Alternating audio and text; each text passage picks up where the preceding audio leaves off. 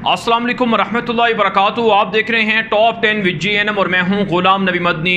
दुनिया भर से आज की 10 बड़ी और इंतहाई अहम खबरें जिन पर आज हम बात कर रहे हैं। नाज़रीन किराम, आज 26 जुलाई 2020 है और आज दिन है इतवार का। ये टॉप 10 विद GNM का दोपहर का बुलेटिन है। खबरों का सिलसिला शुरू कर लेते हैं। जो आज की पहली बड़ी खबर है ये नाज़रीन काम तुर्की से है। जब से तुर्क सदर रजब तैयब एर्दोगान ने इस्तांबुल के अंदर वाक़े आया सोफिया को मस्जिद की हैसियत में तब्दील किया है, तब से सलीबी दुनिया में आग लगी हुई है और सलीबी तुर्की के ख़िलाफ़ बड़ी जंग की तैयारियां करना शुरू कर चुके हैं। नाज़रीन किराम, ताज़ा तरीन इतलात मौसूल हो रही हैं कि यूनान के अंदर और इसी तरह से बुल्गारिया और दीगर जो यूरोप के शहर हैं जहाँ पर ईसाई रहते हैं, कट्टर किस्म के ईसाई, उन्होंने एक मरतबा फिर आया सोफिया पर कब्ज़े के लिए सलीबी दुनिया को मुत्तहिद करना शुरू कर दिया है। और इसके अलावा इतलात मौसूल हो रही हैं कि आर्मीनिया जो तुर्की की सरहद पर वाक़ है, जहाँ कट्टर किस्म की ईसाई हुकूमत है, उनको आज़रबाईजान के साथ लड़ाकर रूस को भी तुर्की के ख़िलाफ़ हमला करने पर मजबूर किया जा रहा है। नाज़रीन, आप जानते हैं रूस गुज़श्ता 6-7 सालों से तुर्की के साथ जंग की तलाश में है और रूस को जो यूरोपीय ममालिक हैं, सलीबी दुनिया हैं, वो रूस को एक तरह से दोबारा से मुतहर्रिक कर रहे हैं कि जिस तरह से खिलाफत उस्मानिया को तोड़ने के लिए 1914 के वक्त पहली आलमी जंग में रूस ने उस्मानी सल्तनत को तोड़ने में किरदार अदा किया था यूरोपियन ममालिक के साथ मिलकर, इसी तरह से अब जदीद तुर्की को जो एक तरह से खिलाफत उस्मानिया जदीद बनने जा रहा है और तैयब एर्दोगान की हुकूमत को गिराया जाए, इसके लिए रूस को लड़ाने की साजिशें चल रही हैं। लीबिया के अंदर और शाम के अंदर रूस की जो वहाँ पर मुदाखलत है और यूरोपीय मालिक के बिलखुसूस फ्रांस के रूस से बढ़ते हुए ताल्लुकात इसी बात की अलामत हैं। नाज़रीन काम, आज़रबाईजान और आर्मीनिया की सरहदों पर इस वक्त लड़ाई जारी है और फ़ौजी चपकलश है और मजबूरन तुर्की भी अपनी फ़ौजें आज़रबाईजान के मुसलमानों के लिए भेजेगा, जिससे आर्मीनिया और रूस तुर्की के ख़िलाफ़ बड़ा हमला कर सकते हैं। इसके अलावा नाज़रीन काम, मगरबी ज़राए अबलाग पर ख़बरें नशर हो रही हैं कि तैयब एर्दोगान ने अपनी हुकूमत के ख़ात्मे का आगाज़ कर दिया है। जैसे ही आया सोफिया को बहाल किया, इसका मतलब है कि अब एर्दोगान अब तुर्की के सदर नहीं रहेंगे, उनकी हुकूमत का तख्ता उलट दिया जाएगा और उनको किसी भी सूरत सलीबी और जो यहूदी हैं वो रहने नहीं देंगे। नाज़रीन काम, ऐसा मुमकिन नज़र आता है कि दोबारा से एर्दोगान के ख़िलाफ़ कोई फ़ौजी बगावत की साजिश हो या फिर एर्दोगान की जान को जिस तरह से ख़तरात अब मज़ीद ज़्यादा लाहिक हो गए हैं, तो इसलिए ईसाई दुनिया चाहती है कि एर्दोगान को या तो हटाया जाए, नहीं तो फिर सलीबी दुनिया तुर्की के ख़िलाफ़ कोई बड़ी जंग करेगी। और आप जानते हैं तुर्कों को भी अरबों के ख़िलाफ़ लड़ाने के लिए मिस्र को, सऊदी अरब को, इमारात वगैरह को भी मुत्तहिद किया जा चुका है। आगे बढ़े जाने काम, जो आज की दूसरी बड़ी ख़बर है ये मकबूजा कश्मीर से है। नाज़रीन काम, मकबूजा कश्मीर के मुसलमान जो सियाहत के लिए या तिजारत के लिए तुर्की जाते हैं, या इसी तरह से भारत के वो मुसलमान जो तुर्की जाते हैं सियाहत की गर्ज से या फिर तिजारत की गर्ज से, या फिर तलबा हैं जो मकबूजा कश्मीर से और इंडिया से मुसलमानों के जो मुसलमान तलबा और तालिबात जाकर पढ़ते हैं, उनको हिरासा करना शुरू कर दिया गया है भारत के खुफिया इदारों की जानिब से। और जो गुज़श्ता 5-6 महीनों के दौरान और इससे पहले अगर किसी ने तुर्की का सफ़र किया है तो उनको बुलाकर दस्तावेज़ात तलब की जा रही हैं। बिलखुसूस तालिबात को तंग किया जा रहा है, तलबा को तंग किया जा रहा है और तुर्की जाने से कश्मीरियों को और भारत के मुसलमानों को रोका जा रहा है। इसकी बड़ी वजह यह है कि तुर्की चूँकि मकबूजा कश्मीर की हिमायत करता है, इसलिए भारत की दरिंदा दहशतगर्द मोदी हुकूमत तुर्की से नफ़रत के लिए वहाँ मुसलमानों को तुर्की जाने से रोक रही है। और आप जानते हैं तुर्की की मुखालफत में भारत पहले ही तुर्की की तिजारती जो ताल्लुकात हैं उसे एक तरह से क्लोज बंद कर चुका है और ऐसे ताल्लुकात नहीं हैं जो पहले हुआ करते थे। उसकी बड़ी वजह यह है कि अक़वाम मुत्तहिदा में तैयब एर्दोगान ने मकबूजा कश्मीर की आवाज़ उठाई थी और हर लम्हे वो पाकिस्तान का साथ देते हैं, इसलिए अब भारत की दरिंदा फाशिस्ट मोदी हुकूमत मुसलमानों के ख़िलाफ़ अपने वो जो तशद्दुद है उसे बढ़ा रही है। आगे बढ़ लेते हैं काम, जो आज की तीसरी बड़ी खबर है ये अफ़गानिस्तान से है। नाज़रीन काम, अफ़गानिस्तान के अंदर 6 से 6.5 हज़ार के करीब जंगजू और दहशतगर्द मौजूद हैं जिनका अलकायदा से ताल्लुक़ है या फिर दाइश से ताल्लुक़ है। तालिबान इनके साथ करीबी रवाबित रखते हैं और साथ साथ कल अदम TTP जो पाकिस्तान से बैन एक जमात है दहशतगर्द, उसके लोग भी अफ़गानिस्तान के अंदर मौजूद हैं जो अफ़गानिस्तान और पाकिस्तान के लिए बड़ा ख़तरा है। अक़वाम मुत्तहिदा की सलामती कौंसिल के एक इदारे ने यह रिपोर्ट जारी की है तालिबान ने इस रिपोर्ट को मुस्तरद किया है और कहा है कि हमारे खिलाफ ये जो घिनौना इल्ज़ाम है कि हम अलकायदा से या दाइश से ताल्लुक़ रखते हैं, ये झूठी बात है, मन गढ़ंत बात है। तालिबान का इमारत इस्लामिया का अलकायदा के साथ या फिर दाइश के साथ कोई ताल्लुक़ नहीं है। अमन एग्रीमेंट के तहत अलकायदा से ताल्लुक़ तोड़ने का अमरीका ने कहा था, इसलिए अब अफ़गानिस्तान की सरज़मीन पर तालिबान के मातहत इलाकों में कोई भी दहशतगर्द तंजीम या जंगजू मौजूद नहीं है।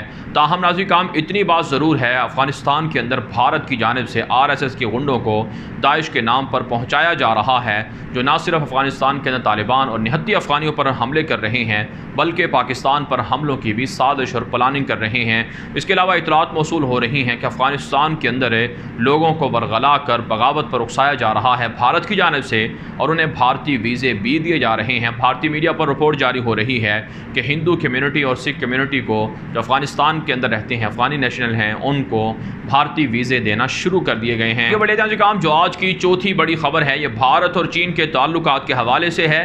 नाज़रीन काम चीन और भारत के दरमियान लद्दाख के अंदर जंग और तनाज़ा तो जारी है, लेकिन अब चीनी कंपनियों के ख़िलाफ़ भारत की मोदी हुकूमत ने मज़ीद क़वानीन को सख्त कर दिया है। इससे पहले हमने 2 दिन पहले आपको रिपोर्ट दी थी और ये बताया था कि भारत के अंदर नए क़वानीन को मंजूर किया गया है कि कोई भी चीनी कंपनी कोई हुकूमती प्रोजेक्ट का हिस्सा नहीं बनेगी, उसके लिए उसे क्लियरेंस लेना होगी और अपने आप को ये ज़ाहिर करना होगा कि वो चीन की पीपल्स लिबरेशन आर्मी से मुंसलिक नहीं है या हुकूमत से मुंसलिक नहीं है।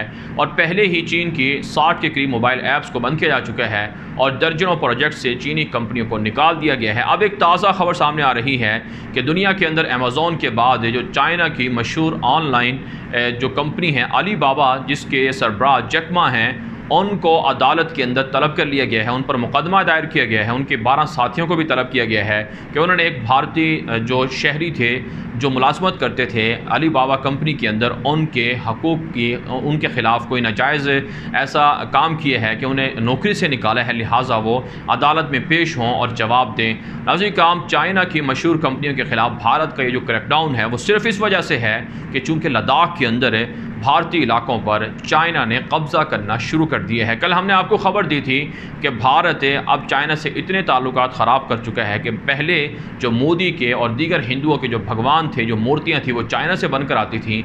अब वो चाइना से अपने भगवान मंगवाना भी मोदी ने बंद कर दिए हैं। अब गोबर के, गाय के गोबर के भगवान मोदी अपने ही लोगों को, हिंदुओं को कह रहा है कि उसे भारत के अंदर तामीर किए जाएँ, उसे बनाया जाए और फिर हिंदुओं को दिया जाए, चाइना से भगवान बने हुए ना मंगवाए जाएँ। आगे बढ़े जाए काम जो आज की 5वीं बड़ी खबर है ये जर्मनी से है। नाज़रीन काम जर्मनी के अंदर सफ़ेद फार्म ईसाई दहशत गर्दों के हमले बढ़ रहे हैं, बिलखुसूस मुसलमानों के ख़िलाफ़ नफ़रत अंगेज़ रवैयों का इजहार किया जा रहा है। ना सिर्फ नाज़रीन कराम जर्मनी के अंदर बल्कि यूनान के अंदर, ऑस्ट्रिया के अंदर और वियना के अंदर और दीगर जो यूरोपीय मालिक हैं वहाँ पर मुसलमानों के ख़िलाफ़ इस्लामोफोबिया बढ़ चुका है। आज एक बड़ी दहशत गर्दी का वाक़या पेश आया है कि एक सफ़ेद फार्म ईसाई दहशत गर्द ने राह चलते हुए जो वहाँ लोग थे उन पर अपनी गाड़ी को चढ़ा दिया है, जिसके नतीजे में 10 से 12 के करीब लोग ज़ख्मी हुए हैं और 3 के करीब लोगों की हालत शदीद तशवीशनाक बताई जाती है। यूरोप नाज़रीन काम मुसलमानों की आमद से खौफज़दा है। मुसलमानों की आमद की वजह से यूरोप के अंदर अब एक तरह से लर्जा तारी है कि 2050 से पहले मुसलमानों को ख़त्म किया जाए, वरना यूरोप के हर घर में इस्लाम दाखिल हो जाएगा। अल्लाह के महबूब सल्लल्लाहु अलैहि वसल्लम की हदीस ज़रूर सच साबित होनी है, जिसमें यह फरमाया गया है कि एक न एक दिन हर घर के अंदर इस्लाम ज़रूर दाखिल होगा और इंशाअल्लाह वो वक्त आ चुका है। आगे बढ़ लेते हैं काम जो आज की 6ठी बड़ी खबर है ये पाकिस्तान से है। नाज़रीन काम पाकिस्तान के अरब मुल्कों के साथ तिजारती ताल्लुकात में इजाफ़ा हुआ है। पाकिस्तान की सऊदी अरब के साथ बाहमी तिजारत में रिकॉर्ड इजाफ़ा सामने आया है। अगरचे कोरोना वबा है, दुनिया की मईशतें ज़वाल पजीर हैं, तिजारती ताल्लुकात ख़त्म हो रहे हैं, लेकिन पाकिस्तान और सऊदी अरब के ताल्लुकात में, तिजारती ताल्लुकात में इजाफ़ा हुआ है। $2.5 अरब तक बाहमी तिजारत पहुँच चुकी है और पाकिस्तान से रिकॉर्ड दरामदात वो सऊदी अरब को की जा रही हैं। इसी तरह से कतर के साथ भी पाकिस्तान के ताल्लुकात तिजारती मुस्तहकम हुए हैं और पाकिस्तान से चीज़ें कतर को भिजवाई जा रही हैं। दूसरी जानिब सऊदी अरब से पाकिस्तान $3 अरब से ज़ायद की चीज़ें मंगवाता था, उसमें कमी वाक़ई हुई है और अब वो $1.5 अरब से भी कम चीज़ें पाकिस्तान सऊदी अरब से मंगवा रहा है। गोया के तिजारती खसारा कम हो रहा है। नाज़रीन काम अरब मुल्कों से भारत को निकाला जा रहा है। हिंदू इंतहा पसंदों की पॉलिसियों की वजह से अरब दुनिया समझ चुके हैं। कुवैत से भारत को निकाल दिया गया है, 10 लाख से ज़्यादा भारतीयों को निकाला जा रहा है।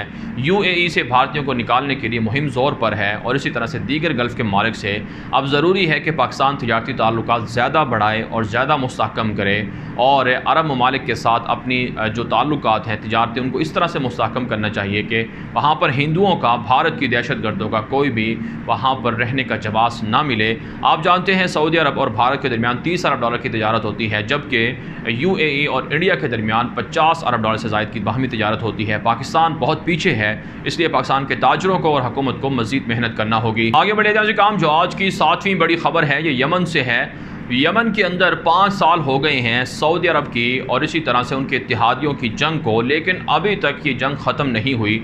इस जंग से लाखों यमनी मुतासिर हुए हैं। ताज़ा रिपोर्ट शाया हो रही है जिसमें यह बताया गया है, BBC ने यह रिपोर्ट जारी की है कि सऊदी इत्तेहाद ने, बिलखुसूस सऊदी अरब ने बरतानिया से तकरीबन 16 अरब डॉलर से ज़ायद की अशिया को ख़रीदा है, असलहे को ख़रीदा है और दीगर सर्विसेज और ख़दमात को ख़रीदा है जो यमन के अंदर इस्तेमाल की गई हैं और यमन के अंदर असलहे को इस्तेमाल किया गया है। सऊदी अरब दुनिया भर के अंदर सबसे बड़ा मुल्क समझा जाता है जो असलहा ख़रीदता है। सबसे ज़्यादा असलहा सऊदी अरब अमरीका से, फिर उसके बाद बरतानिया से और फिर तीसरा नंबर फ़्रांस से है।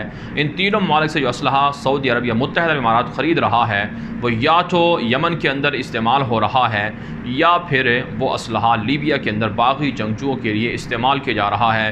नाज़रीन काम, ताज़ा तरीन इस रिपोर्ट में कहा गया है कि बरतानिया के अंदर वहाँ के लोग मुजाहरा कर रहे हैं कि सऊदी अरब को असलहा ना बेचा जाए क्योंकि सऊदी अरब यमन के अवाम पर यह असलहा इस्तेमाल कर रहा है।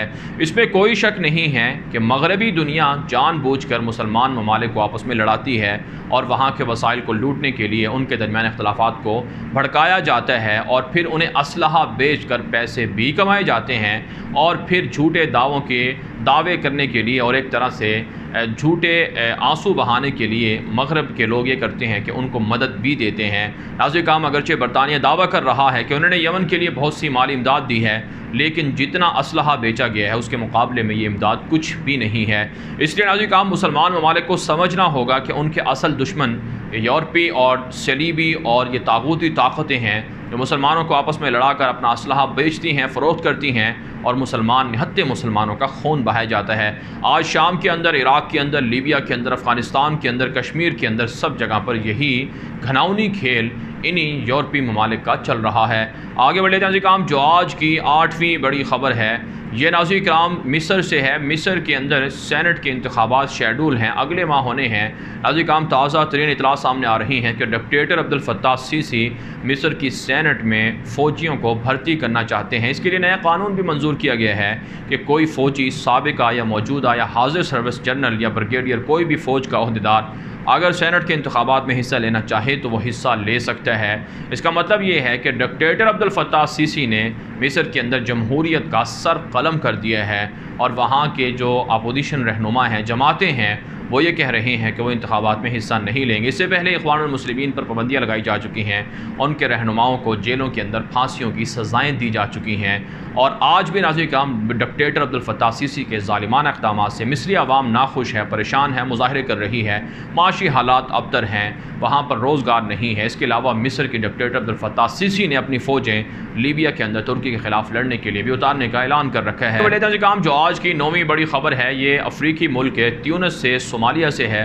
नाज़रीन काम, त्यूनिस के अंदर मुत्तहिदा इमारात की जानिब से और इसराइल के यहूदियों की जानिब से साजिशें सामने आई थी कैस बिन सईद की हुकूमत का तख्ता उलटने के लिए, लेकिन वहाँ पर वज़ीर आज़म को हटा दिया गया और अब नए वज़ीर आज़म को मुंतखब तो कर लिया गया है। अब ताज़ा तरीन इतला सामने आ रही हैं कि वहाँ पर सियासी हालात अब भी ख़राब करने की साजिशें जारी हैं क्योंकि त्यूनिस एक ऐसा वाहिद इस्लामी मुल्क है जो लीबिया के बाद अलजायर, मराकेश के साथ मिलकर तुर्की के साथ ताल्लुकात को बढ़ा रहा है और मसला फ़लस्तीन पर तुर्की के साथ खड़ा हुआ है, जिससे यहूदियों को तकलीफ़ है और इसलिए वो वहाँ पर हालात ख़राब करना चाहते हैं। इसके अलावा सोमालिया से इतलात हैं कि सदर से इख्तलाफ की वजह से वहाँ के वज़ीर आज़म के ख़िलाफ़ आदम एतमाद की करारदाद मंजूर हो गई है। वज़ीर आज़म को हटा कर नया वज़ीर आज़म मुंतखब कर लिया गया है। आगे बढ़े काम, जो आज की की 10वीं बड़ी ख़बर है, ये सूडान से है। सूडान के अंदर अबूरी फ़ौजी हुकूमत तो आ गई है जिसे इसराइल ने और दीगर उनके मातहत जो इत्तेहादी हैं उन्होंने लाई है।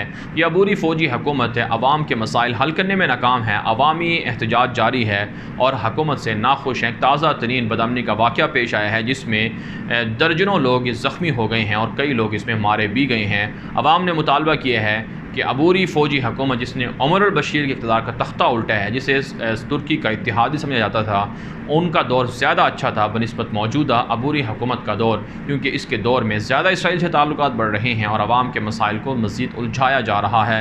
बहरहाल नाज़रीन, काम दुनिया भर से थी आज की 10 बड़ी खबरें। इन खबरों के हवाले से आपकी क्या राय है? अपनी राय कॉमेंट के ज़रिए से ज़रूर हम तक पहुँचाएँ। मज़ीद खबरों के लिए आप हमारे ट्विटर अकाउंट्स दुनिया मेरे आगे और ग़ुलाम नबी मदनी फॉलो कर सकते हैं। आज के लिए इतना ही, इजाज़त दीजिए। अल्लाह हाफ़िज़।